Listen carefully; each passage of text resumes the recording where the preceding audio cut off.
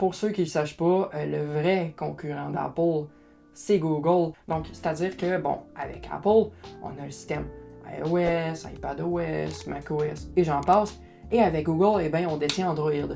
Donc, c'est vraiment là où est-ce que la concurrence se fait. C'est que là, on va chercher vraiment la cible de marché qui est identique. Bon, c'est sûr qu'il va y avoir une certaine qualité qui vont différer selon certains produits, mais il va rester que la recherche client, là, c'est vraiment assez similaire. Là. Ça, je ne vous le cacherai pas.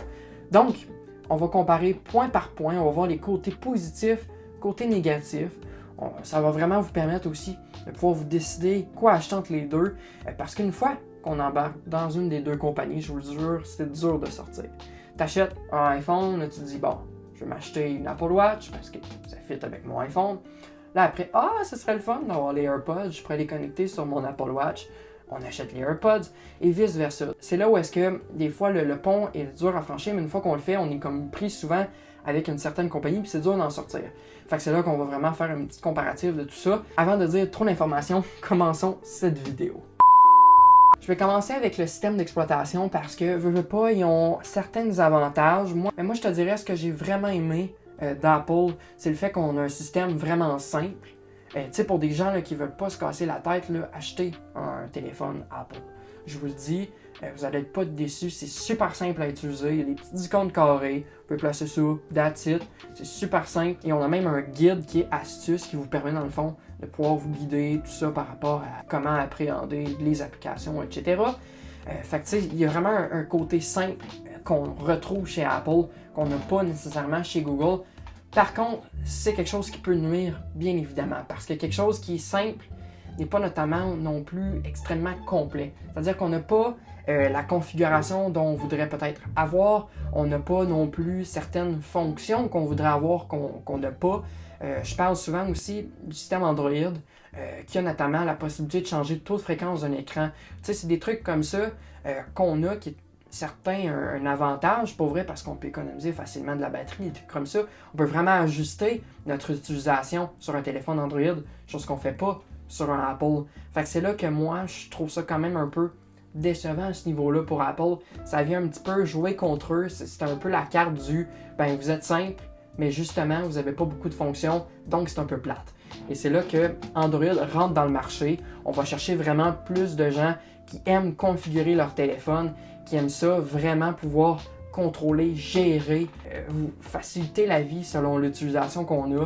Fait que c'est là un petit peu l'avantage qu'on va chercher dans Android. Et surtout, ce que j'aime aussi d'Android, c'est que ça nous permet quand même de garder une certaine beauté du système. Moi, j'aime ça quand même, quelque chose d'épuré, de fluide, de beau. Fait que c'est ça que j'aime un petit peu aussi avec Android, c'est qu'on va chercher un côté complexe en même temps, et chercher un petit côté quand même visuellement beau. Apple aussi, on ne se le cachera pas, sont très forts sur ce domaine, surtout sur la fluidité, l'impact qu'ils ont sur les applications, la synergie aussi, la compatibilité avec les applications. On va chercher aussi Snapchat, Instagram, qui ont une certaine compatibilité hors pair qu'ils n'ont pas nécessairement chez Google. Parce qu'il faut comprendre, c'est quand que Snapchat va sortir une mise à jour, ils ne vont pas la sortir sur 15 versions avec 15 surcouches de Samsung, de Huawei, de Oppo. Ben, Huawei, on peut peut-être l'éliminer, là. Avec toutes les autres compagnies, dans le fond, ils vont aller juste chercher le système carrément Android standard, de même. Ils vont pitcher leur version de mise à jour. Tandis que, bon, sur un iPhone, tu as cette version-là d'iOS, ben, cette mise à jour-là fit avec cette version-là. Fait que c'est là aussi qu'on va chercher quand même une optimisation qui est mieux, même pour la caméra. Vous allez sûrement le constater, là, les gens qui ont une super belle caméra sur leur Google, mais quand tu embarques sur Snapchat, c'est dégueulasse. Tandis que quand tu vas, mettons sur Snapchat, sur Apple, ben on va chercher quand même une caméra qui est peut-être pas autant mieux qu'une caméra carrément sur l'application caméra d'Apple, mais quand même, on va chercher quand même similaire des capacités qu'on peut avoir sur le physique, donc sur le papier. Et c'est là que moi, on va chercher quand même une portion d'avantage sur la compatibilité des applications sur Apple qu'on n'a pas sur Android. Et là, autre chose aussi que je voulais parler, c'est vraiment la synergie entre les appareils. Parce que oui, aujourd'hui, Apple a beaucoup de produits, de plus en plus ça avance, de plus en plus qu'on a de produits. On a même l'AirTag qui est sorti pour pouvoir repérer nos objets à proximité, on les agrafe après notre portefeuille, etc. Fait que on a vraiment beaucoup de produits. On a même Google qui ont sorti leur système Wi-Fi, donc on peut vraiment gérer notre Wi-Fi à la maison, on peut gérer notre système audio. Fait qu'on a vraiment plus de possibilités qu'on avait. Et surtout, ce qui est important aussi à savoir, c'est qu'Apple, à ce sujet, sont quand même assez fermés. C'est-à-dire qu'une synergie d'écosystème qui va rejoindre vraiment juste les produits Apple. C'est-à-dire que quand tu achètes un iPhone, tu n'achèteras pas après ça un PC pour pouvoir les connecter ensemble. C'est de la merde. C'est vraiment de la merde. Moi, personnellement, dès que tu sautes sur iPhone, après, c'est dur après ça de déroger de Mac. Tandis que Google, bon, on peut quand même déroger avec du PC au lieu d'aller vers un Pixelbook, par exemple. Donc, il faut quand même aussi garder en mémoire le fait que, bon, un système Google va être beaucoup plus ouvert à d'autres produits que le système Apple.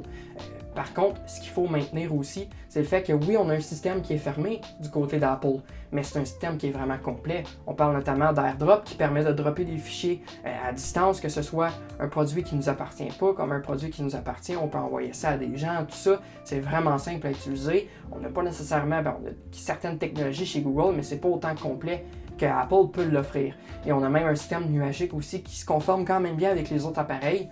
Fait que c'est là aussi qu'Apple va jouer beaucoup du terrain avec leur synergie malgré qu'il est fermé. Je parlais notamment de la synergie, ça me fait penser aussi un petit peu de la domotique parce que oui, on veut contrôler de plus en plus notre maison avec notre téléphone, que ce soit nos ampoules, notre système audio, etc., notre téléviseur. Donc c'est là aussi que, on a un système encore qui est fermé avec Apple. On est pogné encore avec un système d'éclairage avec Philips Hue qui est un des plus populaires qui peuvent être connectés dans le fond avec vos téléphones et vos tablettes, chose qu'on a certainement la possibilité de le connecter sur un Google, mais on a beaucoup plus de marques, beaucoup plus de choix. On n'est pas obligé d'acheter le plus haut de gamme dans l'ampoule pour pouvoir le connecter sur un Apple. Certes, on peut connecter d'autres compagnies, que ce soit des compagnies tierces, etc., autres que Philips, parce qu'il y en a d'autres qui sont compatibles HomeKit, sauf qu'on est pris à télécharger une autre application qui est d'une compagnie tierce pour pouvoir bénéficier dans le fond de cet avantage-là. Et c'est là où est-ce que moi, j'ai quand même une certaine préférence par rapport à l'ouverture de Google. C'est qu'on peut vraiment aller avec beaucoup plus de marques, beaucoup plus de fonctions. Leur système aussi vocal est beaucoup plus avancé que Siri. C'est là aussi que le système domotique, pour moi, est beaucoup plus complet du côté de chez Google avec Android que Apple avec iOS, etc. Parlons maintenant de qualité-prix des appareils parce que souvent, c'est quelque chose que Apple répugne beaucoup les gens avec leur prix. Bon, on a quand même des prix qui sont dispendieux. Est-ce que ça vaut vraiment la peine d'acheter des produits Apple pour leur prix? Moi, je vous dirais, ça dépend quel produit qu'on achète parce que c'est sûr qu'on a des produits qu'on n'utilisera pas 100% de sa capacité. Fait que c'est plate d'acheter, exemple, un téléphone comme un iPhone 12 Pro puis l'utiliser juste pour pouvoir scroller sur Internet, des trucs comme ça. On n'a peut-être pas forcément d'autant de puissance pour notre utilisation, mais il faut rester quand même dans l'idée que les produits Apple vont quand même rester sur des produits un peu luxueux, avec des matériaux un petit peu plus nobles. On va chercher quand même un certain rapport qualité-prix dans le luxe par rapport à Google avec des produits qui sont vraiment moins chers, mais qui ont quelque chose un petit peu quand même de moins. Bon, on va aller chercher beaucoup plus de plastique un peu texturé, poche un peu sur certains produits. Je pense notamment, sûrement que vous l'avez vu, là, mais c'est dans le fond le système TV de Google. C'est juste la manette, on voit vraiment que c'est du plastique. Tu regardes un Apple TV par exemple, qui a une manette en aluminium, avec tu vois vraiment qu'il y a beaucoup plus d'impact, beaucoup plus de gueule. Fait que c'est là aussi que Apple va jouer. Ça va être au niveau des designs de leurs produits qui sont un petit peu plus alléchants, ça je vous le cacherai pas.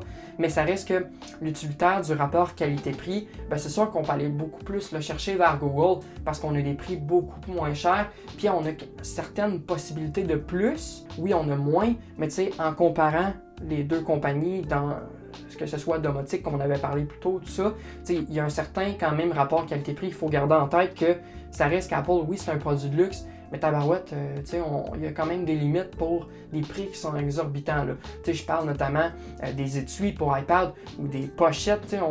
Il il y avait un produit qui était sorti il y a quelques années. C'était une pochette pour MacBook, dans le fond, qui coûtait comme pas loin de 200$. Ça a juste, même pas, tu sais, je comprends, c'est en cuir, mais tabarouette, 200$ juste pour une pochette. Puis tu sais, c'était pas la grosse pochette de la mort, là, c'était juste une petite mini pochette comme enveloppe qu'on filait dans le fond notre MacBook. Tu sais, ça restait quand même très fin en termes d'épaisseur.